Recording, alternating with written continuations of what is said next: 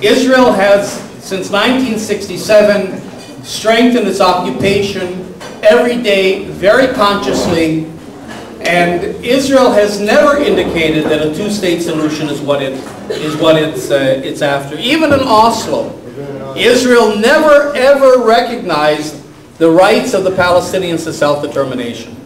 So that if you look at, I mean, one of my messages, let me just say this.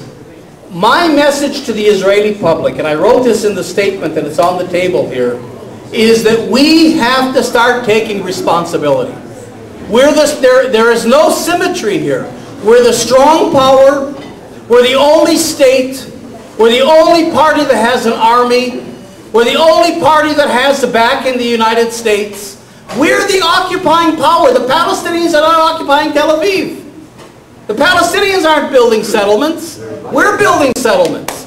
So that I don't want to let, well, let me just say, I don't want to let the Palestinians off the hook. There are more Palestinian human rights organizations than there are Israeli human rights organizations. The Palestinians are very critical of human rights violations, not only of Hamas, but also of the PLO and the Palestinian Authority. Nobody denies that. And there's a process of building a civil society. But that pales vis-a-vis what Israel is doing. That Israel is the occupying power.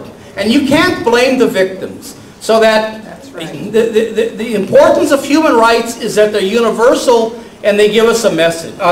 They give us a certain guide. But what's very important is to put power into the equation. You cannot ignore power.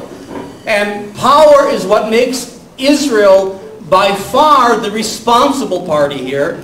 And that's what I'm trying to tell the Israeli public and the Jewish public here, is that we are not the victims. We have to take responsibility for what we're doing. And I would think that that would be just a central message of any social worker, is that you have to take responsibility for what you're doing. And I'm not going to get into details, but that would be my approach. You can't evaluate what these people are saying, Olmert or anybody else, unless you know the map, unless you know the lay of the land.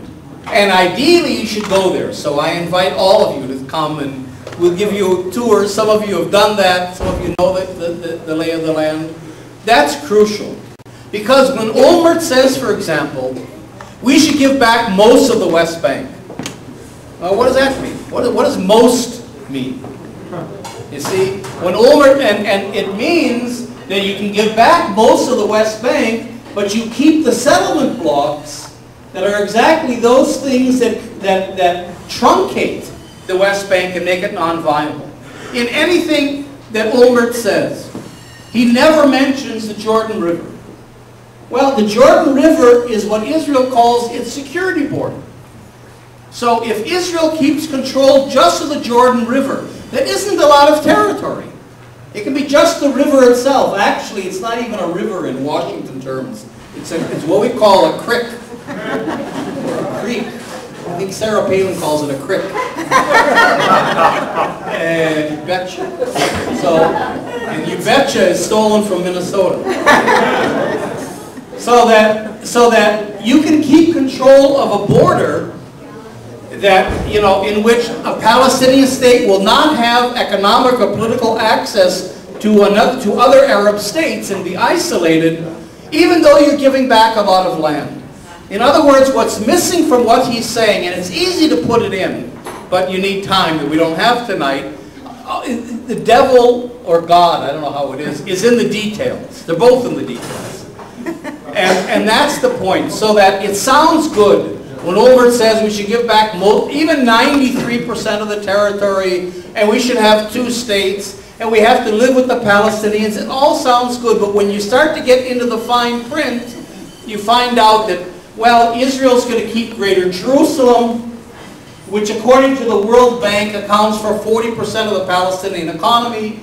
Israel keeps the settlement blocks. Israel keeps control of the borders. Israel keeps control of the water, the airspace. In other words, the Palestinians end up with a kind of a prison state. Yes, they get a lot of territory, but it's sterile territory. It doesn't have any developmental potential. And so I don't want to also throw cold water on expectations, but in fact, Israel's been very consistent all these years. It's playing always with variations of things and so on. But the bottom line is that Israel wants to expand to about 85% of the country. Israel wants to keep exclusive control. And in fact, Israel has never recognized the Palestinians really as a people that have rights of self-determination. And that's never changed. That's a constant throughout. And I don't care if you're talking about Rabin or if you're talking about Sharon. It goes from the labor into the Likud.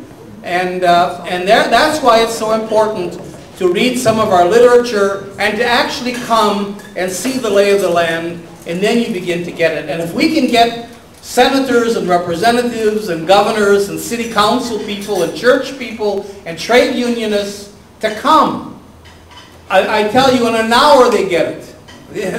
If we could fly in there for an hour, it would be worthwhile.